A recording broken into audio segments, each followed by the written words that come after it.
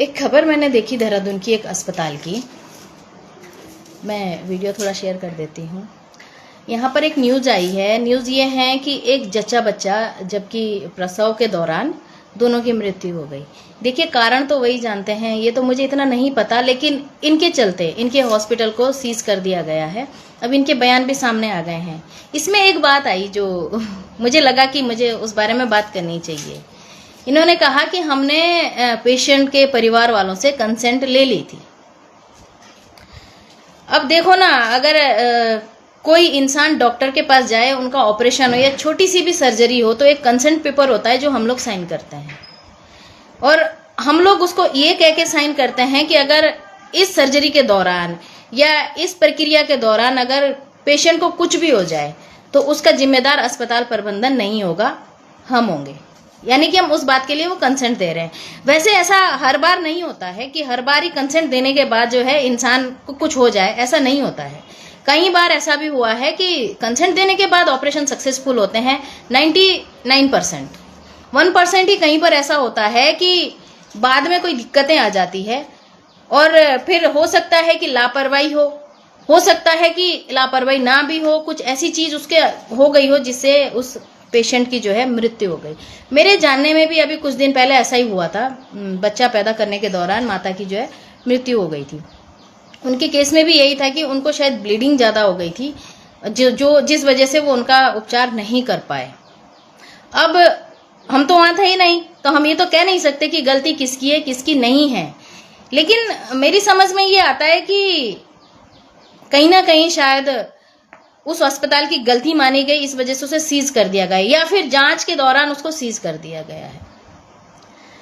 कई हॉस्पिटलों में धांधलियां भी होती है और लापरवाही भी बरती जाती है, इसमें कोई दो राय नहीं है।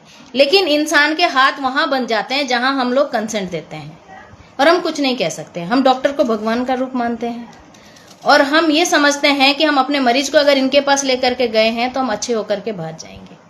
एक इंसान बड़ी उम्मीद लेके जाता है, और आई होप कि मुझे ये लगता है कि कोई डॉक्टर भी शायद मन में ये ना सोचता हो कि उसके हाथों किसी की जान चली जाए। कई बार वो सरकमटेंसेस ऐसे हो जाते हैं कि मृत्यु हो जाती है, लेकिन जिसका व्यक्ति जो होता है ना, वो जाता है, तकलीफ सिर्फ उसी को होती है। क्योंकि वो जो डॉक्टर्स हैं या फिर स्टाफ हैं या जो भी है, वो तो देखते होंगे ऐसी चीजें, लेकिन जो पेशेंट है, मरीज है, उनका तो एक ही व्यक्ति था ना। हानि तो सिर्फ उस परिवार को होती है जिसका वो व्यक्ति जाता है। और ऐसे मामले में मैं ये भी कहना चाहूंगी अपनी इस वीडियो के माध्यम से कि यदि अगर कोई डॉक्टर सच में ये लापरवाही कर रहा है तो अपने प्रोफेशन के साथ बहुत बड़ा धोखा कर रहा है। उसे ऐसा नहीं करना चाहिए।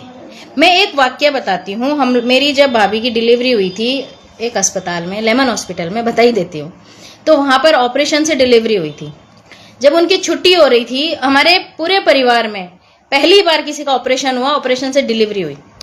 जब छुट्टी हो रही थी, छुट्टी के वक्त वहां पे एक नर्स है, उसने हमें छुट्टी के वक्त ये सजेशंस दिए कि आप जो है इन टांकों पे साबुन से रगड़ रगड़ के धोना, और हमें पता नहीं था और हमने वही किया। उसके बाद उन टांकों में पस पड़ गया, इतने खराब हो गए थे कि वो पस जो है नीचे गिर रहा था। मैं उन्हें देहरादून लेकर के आई, क्योंकि मैं देहरादून ही रहती हूँ। वैश नर्सिंग होम में फिर इनका इलाज कराया। इलाज कराने के बाद उन्होंने सही किया। आज भी मेरे पास वो पेपर्स हैं। तो कुछ लोग ऐसे भी हैं जो ऐसी बचकानी सलाह देते हैं, और ये अस्पताल तो कई बार वैसे भी सुर्खियों में ही रहता है। इन्होंने अभी पिछले कुछ दिन पहले एक छोटे से बाल तोड़ बना था, उसके 50,000 रुपए वसूले आयुष्मान से।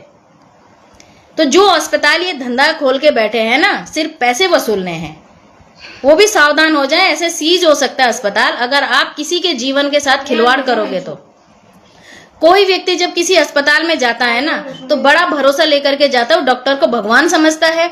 और अगर उसी जगह बैठा हुआ कोई एक डॉक्टर, कोई एक व्यक्ति ऐसी मानसिकता लेकर के रखे कि हमें तो सिर्फ इस व्यक्ति से पैसा कमाना है, हमें इसकी जान की कोई परवाह नहीं है, ऐसे लोगों पे कार्रवाई होनी चाहिए। अभी कुरुक्षेत्र का मामला तो सुना ही होगा आपने। एक डॉक्टर ने एक नाबालिग लड़की के साथ रेप कर दिया, वो भी चेकिंग के दौरान। तो ऐसे राक्षस हमें नहीं चाहिए, ऐसे लोग हमें नहीं चाहिए। हाँ, अगर कुछ गलतफहमी हो जाती है, कुछ भी ऐसी चीज हो जाती है तो जांच में सामने आ जाता है। मैं किसी पे आरोप नहीं लगा रही हूँ और ना ही मैं ये कह रही हूँ कि वही डॉक्टर गलत है या वही गलत है। मैं ये नहीं कह रही हूँ, मैं सिर्फ गलत डॉक्टर की बात कर रही हूँ और जो ऐसी गलत सलाह दे जिसको हमें भुगतना पड़ा, ऐसे नहीं चाहिए हमको। ऐसे डॉक्टर्स, ऐसा स्टाफ पूरे समाज के लिए इतना खतरनाक है जो किसी जहर से भी ज्यादा खतरनाक होता है।